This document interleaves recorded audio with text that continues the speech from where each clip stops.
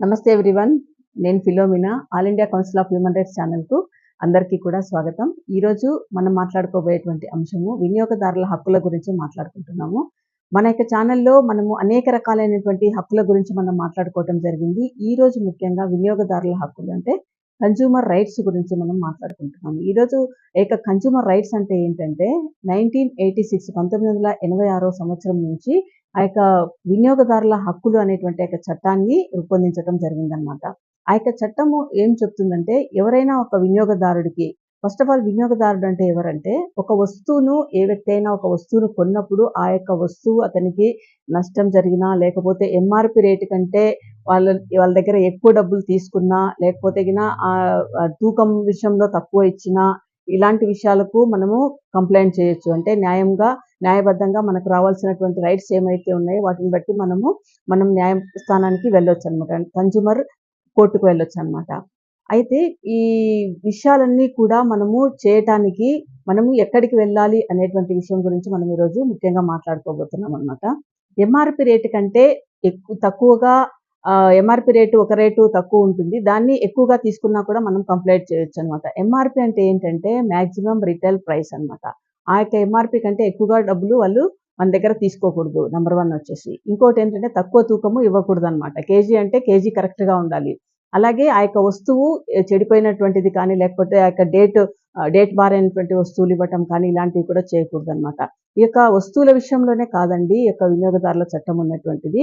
ఇక స్కూల్స్ విషయంలో, కాలేజెస్ విషయంలో కానీ, కంపెనీలలో జరిగేటువంటి మోసాలు కానీ, హోటల్స్‌లో జరిగేటువంటి మోసాలు కానీ, ఇంకా ఇక ట్రావెల్స్ అంటే బస్సు కానీ, ట్రైన్ కానీ, ఫ్లైట్ కానీ ఇలాగ ప్రతి చోట ఎక్కడైతే అన్యాయం జరుగుతుందో ఆ యొక్క విషయాన్ని మనము కన్స్యూమర్ కోర్ట్ వరకు తీసుకొని వెళ్ళి అక్కడి నుంచి మనం న్యాయాన్ని పొందుకోవచ్చు అనమాట. అయితే కన్స్యూమర్ కోర్టుకు వెళ్ళటానికి ఏం చేయాలి అంటే ఫస్ట్ ఆఫ్ ఆల్ మనమైతే ఏ ఒక్క వస్తువునైతే మనం పర్చేస్ చేసామో దానికి సంబంధించినటువంటి బిల్స్ మన దగ్గర ఉండాలి. అంటే డాక్యుమెంటేషన్ ఉండాలన్నమాట.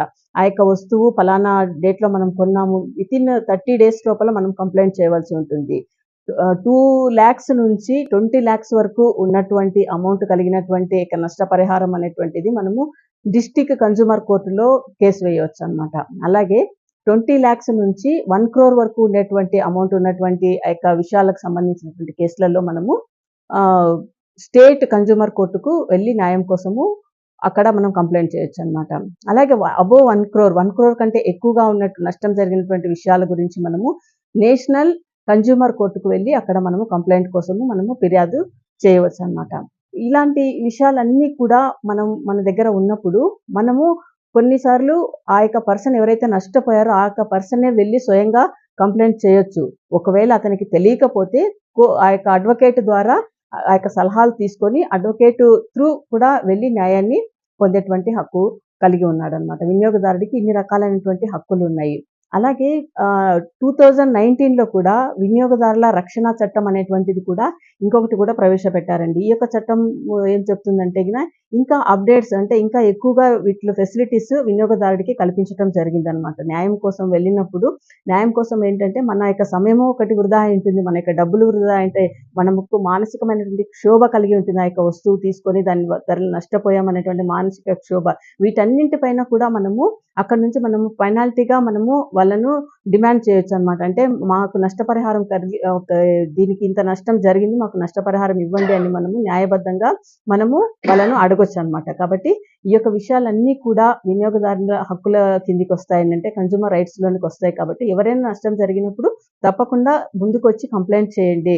ఈ యొక్క ప్రొసీజర్ ప్రకారం వెళ్ళొచ్చు. అలాగే ఆన్లైన్ ద్వారా కూడా మనం కంప్లైంట్స్ ఇవ్వచ్చు అనమాట. అంటే మెయిల్స్ ఆ యొక్క కంపెనీస్కి అయితే డైరెక్ట్గా మనము మెయిల్స్ కూడా మాకు ఇలాంటి నష్టం జరిగిందని మనం మెయిల్స్ కూడా మనం పెట్టొచ్చు అనమాట. తర్వాత టోల్ ఫ్రీస్ ఉన్నాయన్నమాట. టోల్ ఫ్రీ నంబర్స్ ఉన్నాయి. టోల్ ఫ్రీ నంబర్స్ కూడా కాల్ చేయొచ్చు. అలాగే మన యొక్క ఛానల్‌లో ఇంకా మీకు ఏదైనా లీగల్ సంబంధించినటువంటి విషయాల గురించి అవగాహన కావాలన్నా, అలాగే ఫ్రీ లీగల్ అడ్వైజర్స్ కావాలన్నా కూడా మా యొక్క నంబర్‌కు మీరు కాల్ చేయొచ్చు. మా యొక్క నంబర్ వచ్చేసి 9346713539కు మీరు కాల్ చేయొచ్చు. ఈ యొక్క ఛానల్‌ను ఇంకా ఎవరైనా సబ్స్క్రైబ్ చేయకపోతే సబ్స్క్రైబ్ చేసుకోండి. అలాగే షేర్ చేయండి. ఇంకా లైక్ చేయండి. Thank you so much watching this video అండి.